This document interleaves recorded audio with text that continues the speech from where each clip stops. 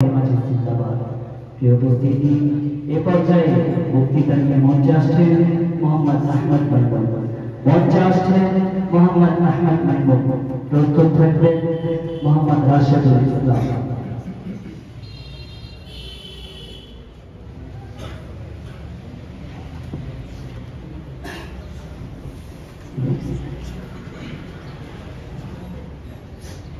السلام عليكم ورحمة الله. وعليكم السلام ورحمة الله. الحمد لله رب العالمين والعاقبة للمتقين والصلاة والسلام على شمس الهداية واليقين محمد خاتم الأنبياء والمرسلين الذي بلغ بإقامتها من رب العالمين ومن تبع هداهم إلى يوم الدين. أما بعد فاستعيذ بالله من الشيطان الرجيم. بسم الله الرحمن الرحيم. ما كان محمد أبا أحد من رجالكم ولكن رسول الله وخاتم النبيين. صدقتنا يا ربنا يا رب العالمين. وقال رسول الله صلى الله عليه وسلم أرسلت إلى الخلق كافة وخطب بي النبيون أو كما قال عليه الصلاة والسلام. المصباح ছাত্র কাফেলা কর্তৃক আয়োজিত আজকের এই বার্ষিক বক্তৃতা সেমিনারের সম্মানিত সভাপতি, বিজ্ঞ বিচারক মণ্ডলী, সুদক্ষ পরিচালকবৃন্দ ও আমার সামনে উপবিষ্ট বাংলার প্রথম চঞ্চল থেকে আমি আলেম প্রশাসন ছাত্ররা সকলকে জানাই আমার অন্তরের অন্তঃস্থল থেকে আন্তরিক শুভেচ্ছা ও অভিনন্দন।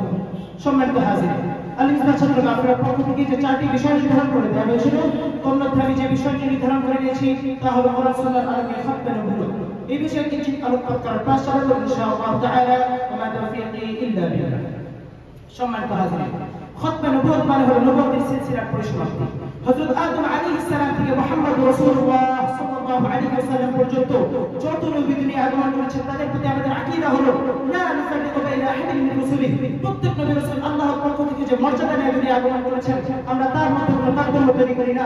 নবীগণের ধারাবাহিকতায় প্রেরিত হলেন মুহাম্মদ রাসূলুল্লাহ সাল্লাল্লাহু আলাইহি ওয়াসাল্লাম। আর আল্লাহ তাআলা থেকে দিলেন এক আসীমুশ শান মর্যাদা খাতামুন নবিয়্যিন। ইরশাদ করলেন সূরা আহজাবের 40 নম্বর আয়াত, মা কানা মুহাম্মাদুন আবা আহাদিন মিন রিজালিকুম ওয়ালাকিন রাসূলুল্লাহি ওয়া খাতামুন নবিয়্যিন। মুহাম্মদ রাসূলুল্লাহ তোমাদের কোনো বংশগত পিতা নন, ওয়ালাকিন রাসূলুল্লাহ, বরং তিনি আল্লাহ তাআলার রাসূল, তিনি তোমাদের আত্মাধিক পিতা। আর তার মর্যাদার স্তর হলো খাতামুন নবিয়্যিন, তিনি শ্রেষ্ঠ। সম্মানিত হাজির, যত নবী আল্লাহ তাআলা দুনিয়ায় প্রেরণ করেছেন প্রত্যেককে প্রেরণ করেছেন নির্দিষ্ট এলাকা ভিত্তিক, কাল ভিত্তিক, কিন্তু মুহাম্মদ রাসূলুল্লাহকে আল্লাহ তাআলা প্রেরণ করেছেন কিয়ামত পর্যন্ত আগত সকল মানুষের জন্য। এ সম্পর্কে আল্লাহ তাআলা সূরা আস-সাবার 28 নম্বর আয়াতে ইরশাদ করেন, ওয়া মা আরসালনাকা ইল্লা কাফাতান লিন-নাসি বাশীরান ওয়া নাযীরা। সূরা আল-আনবিয়া 7 নম্বর আয়াতে ইরশাদ করেন, ওয়া মা আরসালনাকা ইল্লা রাহমাতান লিল আলামিন। সূরা আল-আরাফ 158 নম্বর আয়াতে ইরশাদ করেন, কুল ইয়া আইয়ুহান নাস ইন্নী রাসূলুল্লাহি ইলাইকুম জামিআ। মুস্তাদাহ মুতাবাহিক শরীফ রাসূল সাল্লাল্লাহু আলাইহি ওয়াসাল্লাম হাদিস উল্লেখ করেছে, উরসিলতু ইলাল খালকি কাফাতান ওয়া খাতামা বিন নবিয়্যিন। সম্মানিত উপস্থিতি, প্রত্যেক উম্মত দিন পেয়েছে যা তাদের সময় বিবেচনা ছিল উপযুক্ত, কিন্তু মুহাম্মদ রাসূলুল্লাহর উম্মত পেয়েছে পূর্ণাঙ্গ দিন যা কিয়ামত পর্যন্ত থাকবে। এসব আল্লাহ তাআলা সূরা মাইদার 3 নম্বর আয়াতে ইরশাদ করেন, আল ইয়াওমা আকমালতু লাকুম দীনাকুম ওয়া আতমামতু আলাইকুম নি'মাতি ওয়া রাদিতু লাকুম আল-ইসলাম দীনা। আরে এই দিন হলো তো সেই দিন যে দিনকে আল্লাহ তাআলা কিয়ামত পর্যন্ত রক্ষণাবেক্ষণের দায়িত্ব নিজের কাঁধে তুলে নিয়ে সূরা হিজরের 9 নম্বর আয়াতে ঘোষণা করে দেন, ইন্না নাহনু নাযালনা যিকরা ওয়া ইন্না লাহু লাহাফিজুন। এই আয়াতের পরে যদি কেউ নবুয়ত দাবি করে ধৃষ্টতা থাকে সে কাফির ছাড়া কিছু না।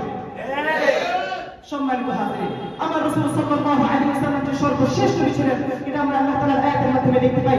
আল্লাহ তাআলা সূরা বাকারা 3 নম্বর আয়াতে ইরশাদ করেন, আল্লাযীনা ইউমিনুনা বিমা উনজিলা ইলাইকা ওয়া মা উনজিলা মিন ক্বাবলিক। যদি আল্লাহ তাআলা মুহাম্মদ রাসূলুল্লাহর উপরে কোনো নবী রাখতেন অবশ্যই আল্লাহ তাআলা মিন বাদি উল্লেখ করতেন, যেটা আল্লাহ তাআলা মিন বাদি উল্লেখ করেন নাই, অতএব মুহাম্মদ রাসূলুল্লাহর উপরে কোনো নবী নেই।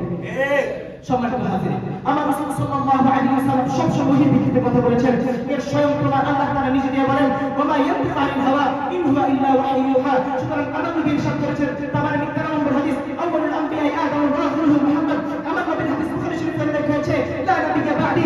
আমার নবীর হাদিস মুসলিম শরীফে লেখা হয়েছে, লা নাবিয়্যা বা'দি আলা খাতামা বিন নাবিয়্যুন। আমার নবীর হাদিস তিরমিজি শরীফে লেখা হয়েছে, ইন্না রিসালাতা ওয়ান নবুওয়াতা কাদ ইনকাতা'আত ফালা রাসূলা বা'দি ওয়ালা নাবিয়্যা। আমার নবীর হাদিস মুসলিম শরীফে লেখা হয়েছে, ফাহাদাতুল আমবিয়া। আমার নবীর হাদিস তিরমিজি শরীফে লেখা হয়েছে, লাউ কানা বা'দি নাবিয়্যুন লাকানা উমর। কোন উমর? যে উমরের মর্যাদায় মহান আল্লাহ তাআলা কোরআনের বিধান নাযিল করেছেন, সে উমর যেখানে হতে পারে নাই, সেখানে কোনো কুরআনদার যে কিনা আল্লাহ তাআলার উপর অপবাদ আরোপকারী এই কোন ব্যক্তি তথা কাদিয়ানি কোনদিন নবী হতে পারে না।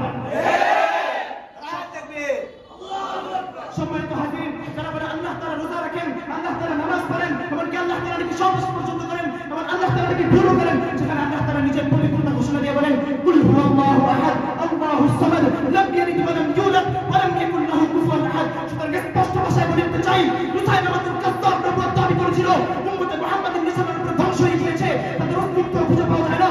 আজ কাদিয়ানী নবুয়ত দাবি করেছে, আল্লাহ তাআলা ট্যাকটিক্যালি তাদের ধ্বংস করে দিয়েছেন। পরিশেষে বলতে চাই এরপরে যদি কেউ নবুয়ত দাবি করে খ্রিস্টান দেখায় তাহলে উম্মতে মুহাম্মাদের ইজ্জত রক্ষার্থে, খতমে নবুয়তের ইজ্জত রক্ষার্থে, মুহাম্মদুর রাসূলুল্লাহর ইজ্জত রক্ষার্থে আমরা আবার একত্রিত হতে কুণ্ঠাবোধ করব না। নাসরুম মিনাল্লাহি ওয়া ফাতহুন করিম। আসসালামু আলাইকুম।